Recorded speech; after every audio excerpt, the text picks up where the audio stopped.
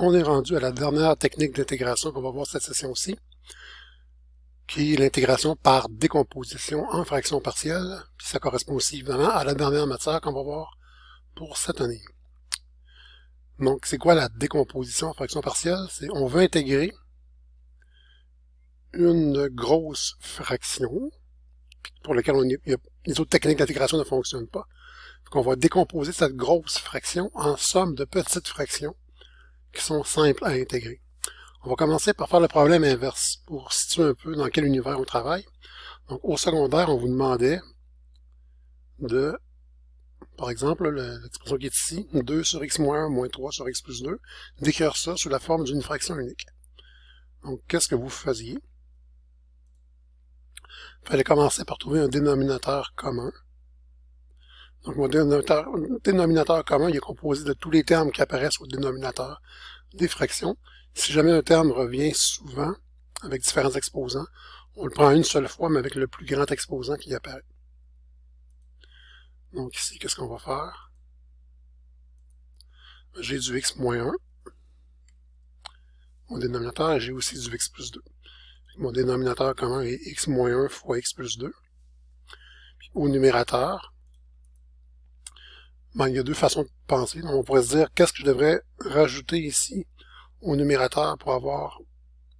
En fait, qu'est-ce que je devrais rajouter à mon dénominateur ici pour avoir le même que celui qui est ici?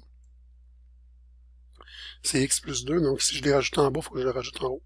Ce qu'on peut dire aussi, donc on peut faire nouveau dénominateur, x moins 1 fois x plus 2, divisé par ancien dénominateur, x moins 1, donc il va rester x plus 2.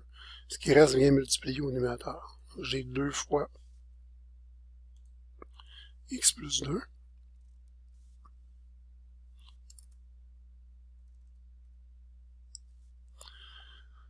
J'ai un moins entre mes fractions. Donc je mets moins. Puis mon 3, je me dis x moins 1 fois x plus 2, divisé par x plus 2, il reste x moins 1, ce qui reste vient multiplier au numérateur, fois x moins 1. Donc par la suite, ce qu'on faisait, c'est tout simplement de simplifier le numérateur, le dénominateur ne changeant pas. Puis si on aurait quoi? Si on le fait dans une seule étape, on aurait 2x moins 3x, ça fait moins x. Puis 2 fois 2, 4, moins 3 fois moins 1. Donc 4 moins moins 3. 4 plus 3, ça fait plus 7.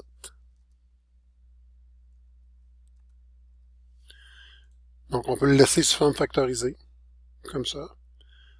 Puis on voit aussi qu'il n'y a pas de simplification. Ou encore, ce qu'on pourrait faire, c'est écrire ça ici, mais en multipliant mon dénominateur. Donc si je fais la multiplication au dénominateur, je vais avoir x2 plus x moins 2. Donc ça, c'est assez simple. Je suis parti de petites fractions, qu'on appelle des fractions partielles. J'ai réécrit l'expression sous la forme d'une plus grosse fraction unique. Mais en maths, souvent, quand c'est facile d'aller dans un sens, c'est plus dur d'aller dans l'autre. Comme c'est simple de multiplier deux nombres ensemble, c'est pas si nécessairement évident de diviser deux nombres ensemble à la main. C'est assez simple d'additionner des fractions algébriques. C'est moins évident de décomposer en petites fractions. Donc nous, ce qu'on va faire, on va faire le chemin inverse. On va partir de problèmes énoncés sous cette forme-là.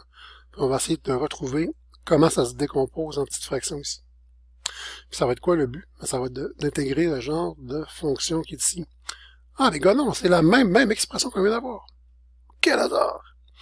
Donc, si on veut faire en partant l'intégrale de moins x plus 7 sur x2 plus x moins 2, la première étape, ce sera de factoriser le dénominateur. Donc, on va arriver à l'expression qui est ici. Puis de trouver un truc pour aller ici, à la décomposition en fractions partielles. Ça va être des équations algébriques qu'on devra résoudre. Puis on va le voir dans les exemples qui vont suivre. Mais ici, on connaît, on sait que c'est ça la réponse. Ça veut dire quoi? Ça veut dire que l'intégrale de moins x plus 7 sur x2 plus x moins 2 dx, qu'on n'était pas capable de résoudre jusqu'à présent, parce qu'un changement de variable n'aurait pas fonctionné, vu que le numérateur n'est pas un multiple de la dérivée du dénominateur. On va dire que ça serait égal à l'intégrale de, change ma grosse fraction par sa décomposition en fraction partielle. Puis par la suite, je peux dire que l'intégrale d'une somme ou une différence, c'est la somme ou la différence de l'intégrale. Je peux sortir les constantes multiplicatives. Donc, je peux dire que j'ai 2 fois l'intégrale de 1 sur x moins 1 dx moins 3 fois l'intégrale de 1 sur x plus 2 dx. Puis là, ça devient simple. Après, bon, si on veut finir le problème, on aurait tout simplement 2 ln de valeur absolue de x moins 1 moins 3 ln de valeur absolue de x plus 2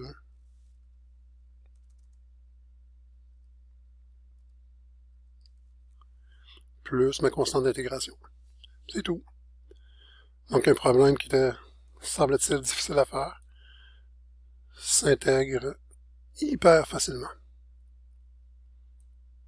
Donc le but, la difficulté, ce ne sera pas tant de faire l'intégrale que d'arriver à l'expression à intégrer. Donc ce qui va être le plus dur, c'est de passer de la fraction unique à sa décomposition en fraction partielle. Un coup c'est fait, mais là, après ça, ça devient assez simple de finir le problème.